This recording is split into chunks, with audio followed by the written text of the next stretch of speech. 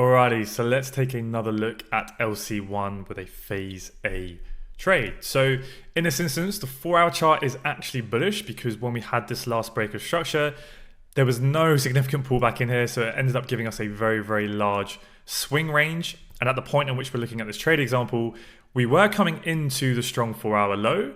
So usually that's when we start to think about obviously trying to get long if this bullish trend is going to continue and we're not really too keen on shorts.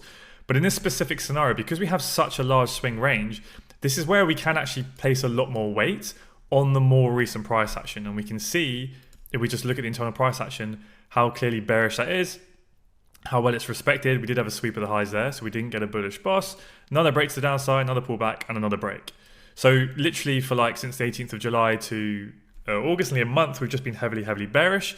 So yes, we do have to be aware there's a strong 4-hour low here, but this is where we can just, especially if we're trading, M15 ideas with M5 entries, we can weigh far more importance on the more recent price action and continue to follow that bearish order flow. As we can see, supply is just clearly in control, right? So if we jump down to the M15, it's even clearer. Just zoom out a little bit so you can see the recent swing structure, right? Where we got this break of structure to the downside, we got a pullback, another break of structure to the downside, all right? We pull back into pretty much the extreme supply within here, and then we got another bearish boss. So we can see the clear bearish trend overall.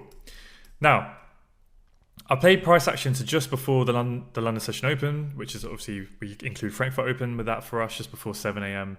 UK time. So this is literally how my charts would look if I got to my desk, just before I'm about to trade the session. This is my thought process of how I line up a trade idea. So we know the 4-hour internal structure is bearish, so we're going to keep with that bearish bias. The M15 swing structure is also bearish, right? So that's going to be our directional bias for the session. Okay, we've pulled up to the premium of the swing range. So there's increasing probability now that the swing pullback is over. Yes, we haven't quite mitigated the extreme level of supply, but we know that we don't have to. We have taken some significant liquidity to the left here on the M15, which is just another sign that the pullback may be over. Okay, and then since then, it's not the largest of internal structure, but you can start to see that bearish order flow really starting to kick in since we've liquidated that lid to the left. Okay, so when this sort of happens, this is when you can just follow that immediate order flow to look to get involved. Right, so I'm drawing the supply just on this buy to sell here, but it may as well include the wick, okay, in case we push up a little bit higher. All right, so this is exactly how I saw my charts. If you look back on, so this date is the 18th of August. If you look in the old analysis in Discord, you'll see this is exactly how I had my pre-session analysis before this session. And this is where I'm now looking, completely focused on shorts to trade from this POI to look for price to target this low. Now, yes, there is some demand here that led to a break of these highs, but when you see price action that forms like this, pretty much just a straight leg. That's kind of just a pause in price action. It's not like you got a significant pullback that then does that and sweeps liquidity and flips supply, right? This is kind of just Asian session low volume trickling up, kind of ascending highs like this. When you see that, this is not the type of POI to be too concerned about. Generally, this is low resistance liquidity, stacking liquidity there that typically will get taken when that pullback objective is likely complete, which is what we have here. Okay, so in simple terms, we pulled back during Asia, taken liquidity, and it's now looking like we're going to get the continuation of this movement here to the downside, right? So if we're taking shorts, this is what I would classify as phase A, because again, it's pro-swing, pro-internal. I know it's not the most significant of internal structure, but it's what we have to work with, okay? And it makes sense from where we're coming off. So if we look at the diagram, this is basically like a trade like here. Nice tight price action. We think the pullback is over. It's go time to follow the low. And this is essentially the internal range I'm talking about. You see how tight and small this is? So this is why I'm thinking about we can potentially use some lid here to the left, rather than something like this, where let's say there was an M15 high here, and then prices coming all the way over here, right? And then we're going, right, can we use this lid into here? Maybe you can do that, but that's not the type of high probable scenarios I'm talking about to think about it. This is a tight range, immediate price action, right? We're just looking for price to go. So if we jump down to the M5, obviously, we'll still be looking for the LC2A method to occur. So for that, what would I want to see? I would want to see a high that breaks a low, right? That's then a strong high that caused an M5 chock. Then we would look for the liquidation of the high. As long as the POI is respected, that would be the entry, right? But this, because like I said, all the confluence, we can look for LC2A. Now, what constitutes as valid lid? All of these highs here, I'll draw them on for you. All right, that was a little bit higher as well, would have all been valid levels of lid. Any structural high you see that has not yet been liquidated, right? These are all potential highs. But let me just keep it simple for you.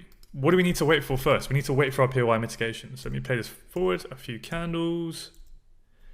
Now we get our POI mitigation, okay? So now just take the nearest level. You don't have to draw all of these on and go, right, here's that nearest level that's been liquidated. This is our freshest level of strong liquidity. We know there's gonna be liquidity behind the structural high. That has now been taken, okay? Here is the PBL that liquidated that M5 lid, okay? So we now know this is still relevant for us. Let me just make this into a liquidity line. Because the PBL is still active, right? The PBL has not been mitigated and made a higher high. So this means we can look to get involved, okay? That's the mechanical rule we use to determine if this liquidity is still relevant to trade from here, right? Because let's just say the POI was a little bit, just say it's higher, right? If you can imagine it was higher. Now imagine if we liquidate this lid here, price then pulled back, mitigated this PBL, right, the point before the liquidation, and then price pushed up higher and made a clear higher high with a candle body closure above that high. And then we got our POI mitigation and we were up here and we were asking, okay, is this lid relevant? Well, no, because the PBL held and made a higher high, right? So that's when you wouldn't take the trade for this lid. But in this instance, we've got the liquidation here, the PBL is still active, therefore we can look to get involved on this trade, of course, if everything else lines up, right? If you can get suitable risk reward and all of that good jazz. So 2 pips stop loss buffer gives me nice protection above the high as well. And then if we look for 3.3, ideally we can get it within the range. Okay, just about there to the low. And that's the idea, okay? So again, phase A trade, we have to let it play out a little bit. But yeah, it's more about like the tight range. Phase A is obviously generally always going to be high probability. So even if you don't get the most perfect of tight ranges, at least you're trading pro swing, pro internal structure. You're going to be on the right side of the market far more often than not. But this is what I mean, like the extreme small high of that internal range, it's the extreme POI. It's just super clear. Now, does this type of price action happen every day? No, but when it does, that's what I'm saying. This is when you have to recognize, right, this is go time now, foot on the gas. I'm almost looking for an excuse to get involved. This is when I'm going to do it, right? Rather than when you've got, big ranges and there's kind of highs everywhere and you're not sure which POI, like that's not the time to be just trading, any of these like sweeps all here to the left. It's when you've got this really clear, immediate price action, immediate order flow, like one POI to choose from, nice tight price action. Like that's really kind of what you want to see when you're thinking about LC1.